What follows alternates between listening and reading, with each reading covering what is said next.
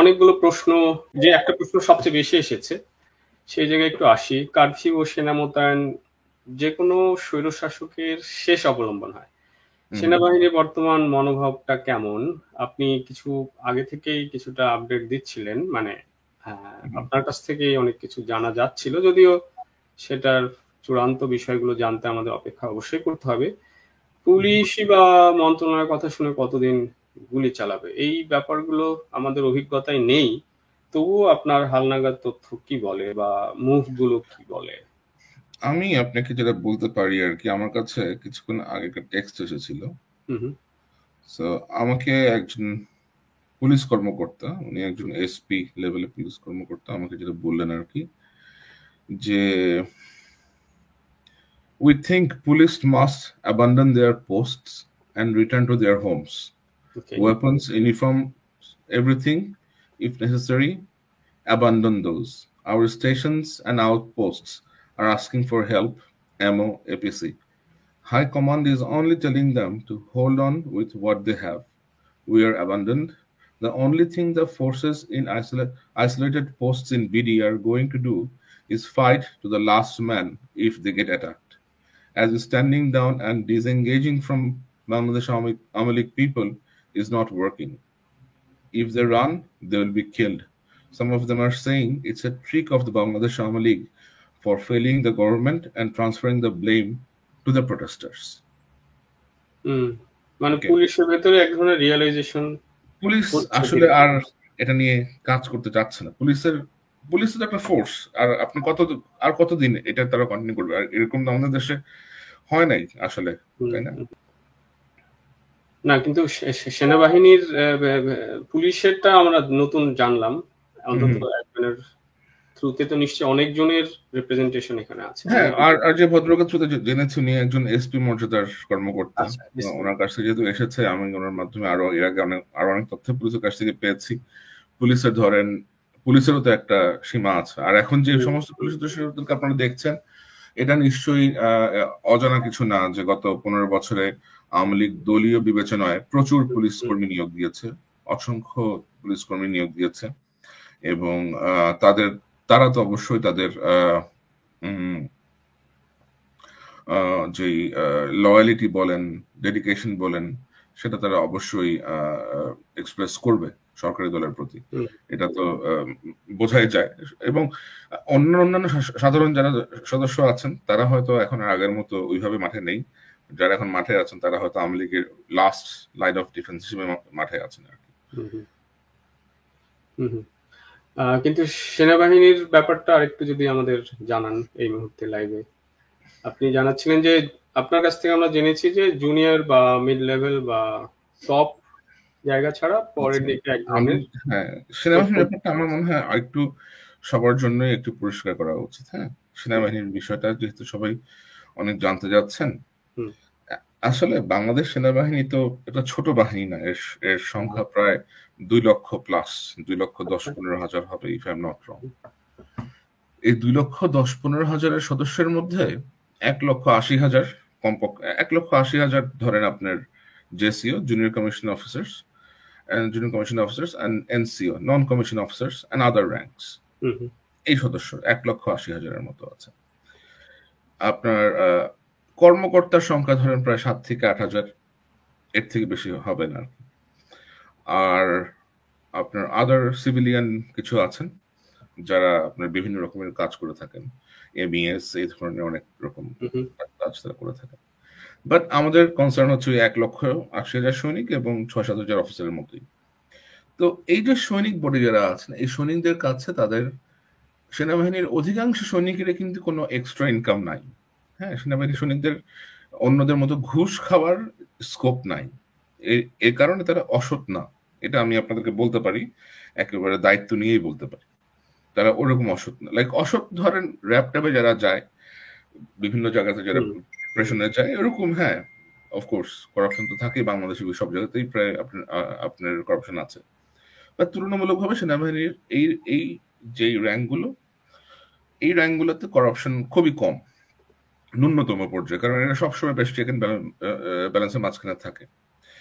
তো আর যারা আছে ধরেন অফিসার যারা আছে, সেকেন্ড লেফটেন্যান্ট থেকে শুরু করে লেফটেন্যান্ট কর্নেল পর্যন্ত এর এই অ্যাপয়েন্টমেন্ট গুলো অথবা এই পোস্টিং গুলো আপনার বেশ সাধারণভাবেই হয়। আপনার নিজের ম্যারিটের বেসিসে বিভিন্ন রকমের কোর্স ক্যাডার আছে, এগুলোতে যদি আপনি ভালো করেন আপনি ইউ উইল অটোমেটিক্যালি গেট দেয়ার। আপনার যদি চারিত্রিক কোনো সমস্যা না থাকে, আপনার যদি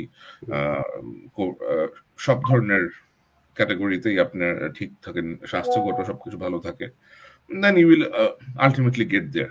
লেফটেন্যান্ট কর্নেল আপনি বেশ সহজেই উতরে যাবেন আর কি। বাট এর পরের ধাপটা আপনার অনেক ক্ষেত্রেই পলিটিক্যাল ইনফ্লুয়েন্স চলে আসে। তারপরে অনেকে ফুল কর্নেল পর্যন্ত হয়ে যান, লাইক নিজের মেধাতেই হয়ে যান। But brigadier general, like brigadier general, major general, lieutenant general, general, এগুলো আপনার বর্তমান প্রেক্ষাপটে এগুলো সবই খুবই আপনার পলিটিক্যালি কনসিডার্ড অ্যাপয়েন্টমেন্ট। তো তারা ওই সমস্ত জায়গাতে বাংলাদেশ সেনাবাহিনীতে এখন 350 মতো ব্রিগেডিয়ার জেনারেল আছে, যেটা আনপ্রেসিডেন্টেড আর কি। বাংলাদেশ সেনাবাহিনীতে 350 ব্রিগেডিয়ার জেনারেলের কোনো দরকার ছিল না, বাট এই র্যাঙ্কগুলো ক্রিয়েট করা হয়েছে নির্দিষ্ট কিছু মানুষকে খুশি করার জন্য, নির্দিষ্ট কিছু লোককে হ্যাপি রাখার জন্য, এবং তারা তাদের নিজেদের লোকজনের জন্য ওইটা ওই ফ্যাসিলিটিটা তারা তৈরি করে রেখেছে।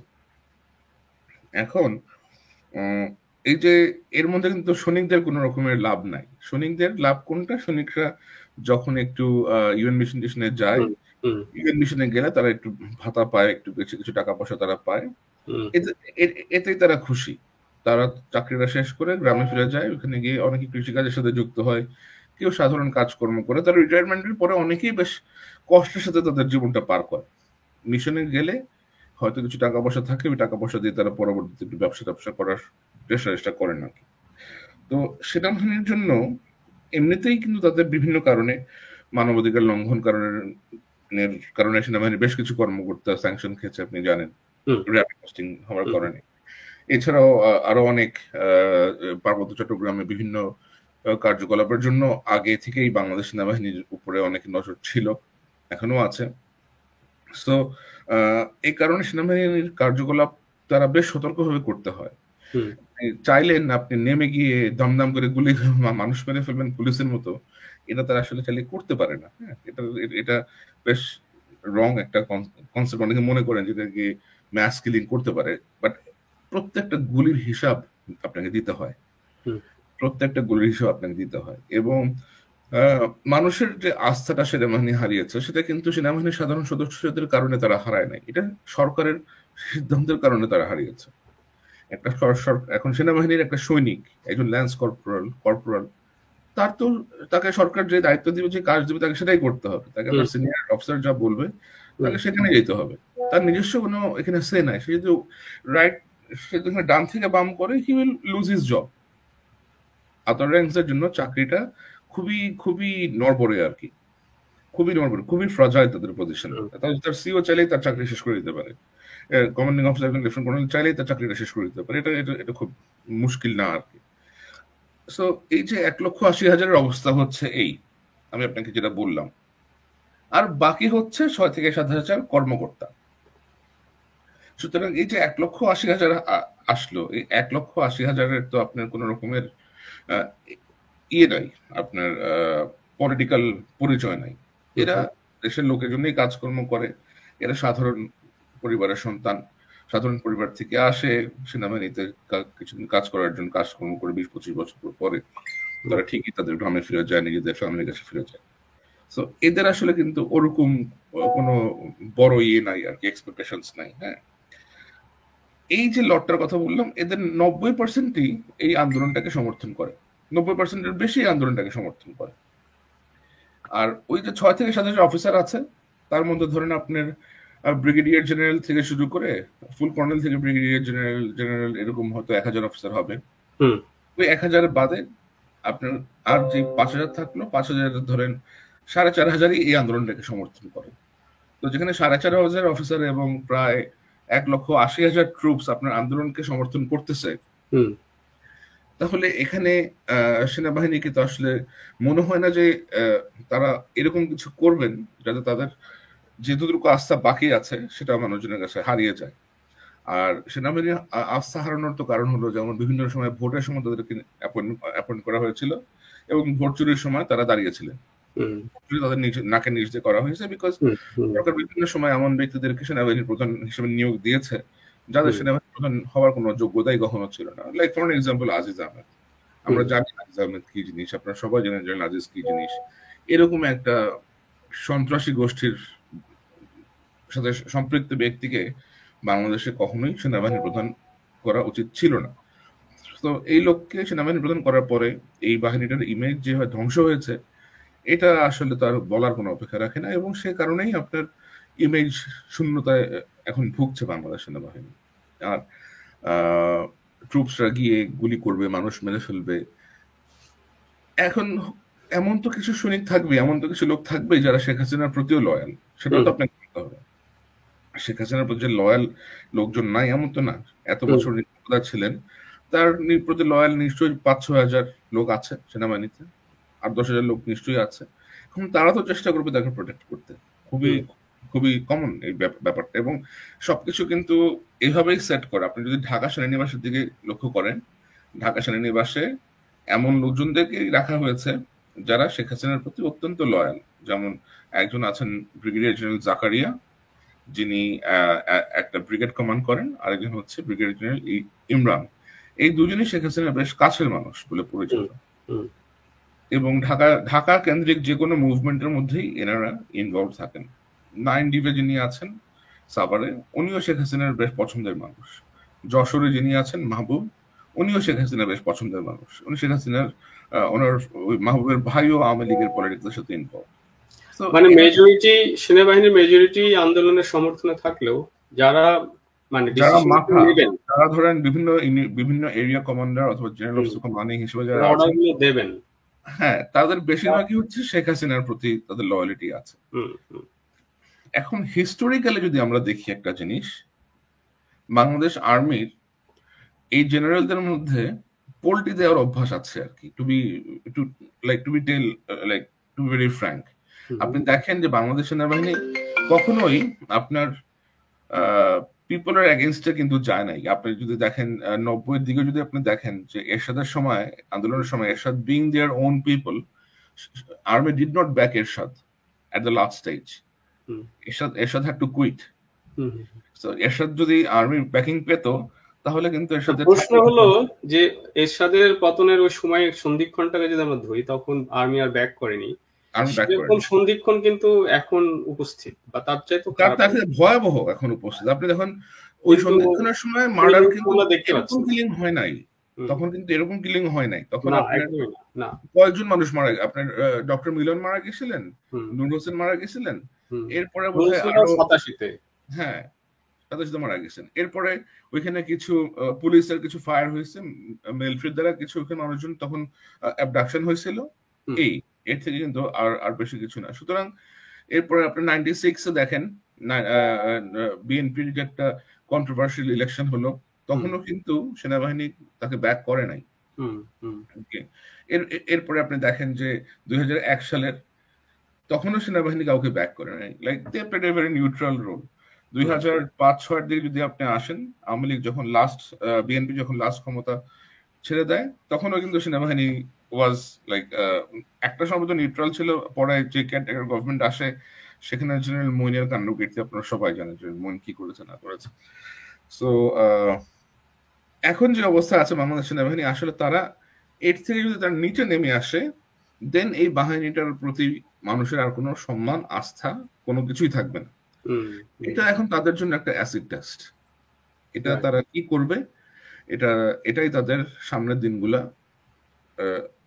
জন্য আপনার রাস্তাটা ক্রিয়েট করে দিবে। মানুষের প্রতি তাদের আস্থা, মানুষ তাদের প্রতি আস্থা রাখতে পারে কি পারে না, মানুষ তাদের প্রতি সম্মান রাখতে পারে কি পারে না, মানুষের প্রতি তাদের কর্তব্যটা তারা পালন করতে পারেন কিনা, সেটাই এখন দেখার বিষয়। আর গতকাল বাংলাদেশ সেনাবাহিনীর প্রধান জেনারেল ওয়াকার, যিনি নিজেও শেখ হাসিনার একজন আত্মীয়, হুম, আত্মীয় হওয়া সত্ত্বেও জেনারেল ওয়াকার কিন্তু বেশি স্পষ্টতই তার অফিসারদেরকে বলেছেন যে জনসাধারণের পাশে থাকার জন্য, এবং অফিসাররা সবাই তাকে এমন করে মেসেজ দিয়েছেন যে তারা যেন জনসাধারণের পাশে থাকেন। হুম, আজকে আমি শেষ করার পাওয়া পর্যন্ত জানি যে আপনার চিটাগং ক্যান্টনমেন্ট থেকে বেশ কিছু ট্রুপস বের হয়েছে তারা ছাত্রছাত্রীদেরকে রক্ষা করার জন্য। কুমিল্লা ক্যান্টনমেন্ট থেকেও বেশ কিছু ট্রুপস বের হয়েছে ছাত্রছাত্রীদেরকে রক্ষা করার জন্য, যেন হুম, তারা অ্যাটলিস্ট গুলি টুলি না খায়, কেউ যেন তাদেরকে আক্রমণ করতে না পারে। এখন ঢাকায় কারফিউ অলরেডি শুরু হয়ে গেছে। ঢাকায় অলরেডি কারফিউ, এই তো এখন আপনার কারফিউ চলতেছে। এখন সেনাবাহিনী গত 2 সপ্তাহ 3 সপ্তাহ ধরে কিন্তু ডিপ্লয়েড আছে, হুম, কিন্তু সেনাবাহিনীর গুলিতে কি কেউ আজ পর্যন্ত মারা গেছে বলে আপনারা শুনেছেন? সেনাবাহিনীর গুলিতে আজ পর্যন্ত কিন্তু কেউ কেউ মারা যায়নি। হুম, সুতরাং সেনাবাহিনী গুলি করে মেরে ফেলবে, এটা এখন যদি ওরকম এক্সট্রিম পর্যায়ে যায়, তাদের উপরে যদি ইয়ে আসে, অথবা ওই ওয়াকার, সরি আপনার ওই যে জাকারিয়া যে ব্রিগেড কমান্ডার, হুম, ওই ব্রিগেড তো সেনা এখন শেখ হাসিনার বাসা পাহারা দিচ্ছে। ওরা যদি এখন ওইখানে মার্চ করে যায়, এখন জাকারিয়ার পক্ষ থেকে যদি তাদেরকে গুলি করতে বলা হয়, আমি তো আর বলতে পারবো না যে কতজন সৈনিক গুলি করবে, কতজন সৈনিক গুলি করবে না।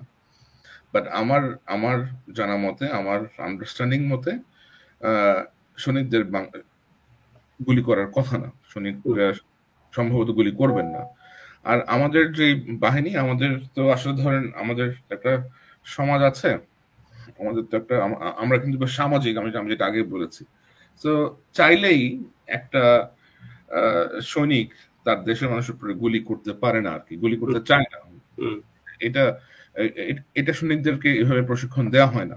হুম, হুম, ওকে, আপনারা র্যাব ট্যাবে গেলে that is a different case, RAB ট্যাবে ওরকমরাই যায়, বাট আপনি সেনাবাহিনীর পোশাক পরে নিজ দেশের মানুষের উপরে হুম। গুলি চালাবেন, এরকম প্রেসিডেন্স মানে আসলে অন পাই আর কি। প্রিন্সিপাল সেনাবাহিনীর কাজ তো দেশের মানুষকে যতটা না ডিল করা, তার চাইতে বেশি হলো যুদ্ধ, বিদেশি সৈনিক এদের সঙ্গেই ডিল করার কথা, তাই না? মানে এই যে দেশের রাইট। মানুষের মুখোমুখি দাঁড় করিয়ে দেওয়ার যে ব্যাপারটা, সেটা বরং সরকারের এক ধরনের অ্যাডভান্টেজ নিচ্ছে যে আমার একটা বাহিনী আছে, তাদের না, অস্ত্রশস্ত্র আছে। সরকার আসলে সেনাবাহিনীকে খুব একটা বাজে অবস্থা নিয়ে গেছে। তারা হুম, এখন এই এই বাহিনীটাকে মানুষের মুখোমুখি দাঁড় করা দিচ্ছে, যেন এই বাহিনীর যা যা মান মর্যাদা অবশিষ্ট আছে সেটাও যেন নষ্ট হয়ে যায়। হুম, এবং এটা আমার মনে হয় শেখ হাসিনার নিজস্ব একটা পরিকল্পনা, কারণ আমার কখনোই মনে হয় নাই যে উনি বাংলাদেশ সেনাবাহিনীকে আহ, ঠিক ওইভাবে রিগার্ড করেন অথবা ওইভাবে পছন্দ করেন, ফর অবভিয়াস রিজন। এটা তো আর আসলে বলার অপেক্ষা রাখে না, হুম, তাই না? উনি হ্যাঁ, সবসময় আপনি দেখবেন যে উনি যে যে যে অবস্থায় বাংলাদেশ সেনাবাহিনীকে নিয়ে আসছে, আমার কাছে মনে হয় কেউ যদি প্রতিশোধ পরায়ণ না হতো তাহলে কেউ এই কাজটা করতো না। হুম, ওকে, আপনি আপনার সব থেকে নিকৃষ্ট অফিসারটাকে একটা বাহিনীর প্রধান বানাবেন, এটা আপনি কেন করবেন জেনে শুনে? হুম, তাই না? এটা হুম, আপনার যদি কোনো রকমের রাগ গ্রিভান্সেস না থাকে তাহলেই আপনি এটা করবেন।